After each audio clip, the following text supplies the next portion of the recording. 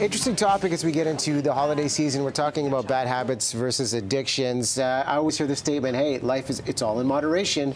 But what is the distinct difference here between bad habits and addictions? Such a good question, because now we're seeing more and more things popping up. People saying I'm addicted to Twitter and sex and food and shopping. But to know a bad habit versus an addiction, it really has to fit three criteria for an addiction. One is a loss of control. So if we take shopping, we tell ourselves we're not going to shop this weekend, and we end up binging, and it's out of control. We can't cut down.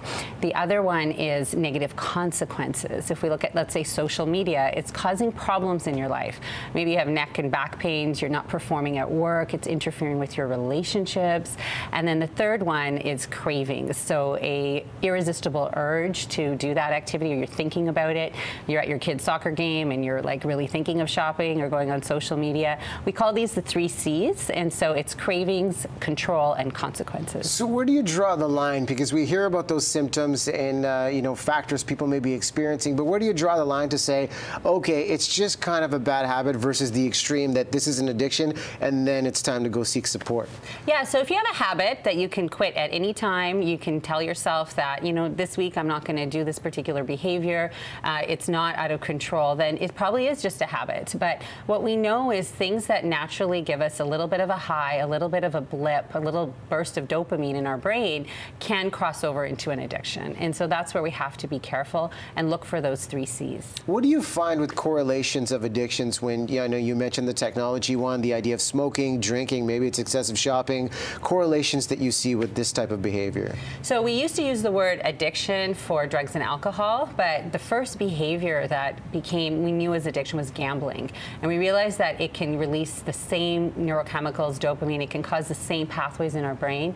So now we know that behaviors can become addictive. We just are really on the frontier of this. And for someone facing an addiction, and I know this is a tough question to ask because the nature of every addiction is probably different, breaking the cycle. Realistic timelines and a first step in getting started with changing behavior. So I think a really good point is anyone can become addicted. We're not immune to it, and anyone can get better too. And I've seen this in my own practice. So what we have to understand is addiction serves a purpose. It reduces our stress initially. That glass of wine, that shopping, going on social media, it releases some kind of stressful energy. So bringing natural stress relievers into your life is really important, and they're the same for everyone. So routine, regular sleep, routine, regular exercise, making sure you're connected socially. If you're lonely, you're more likely to go to these things.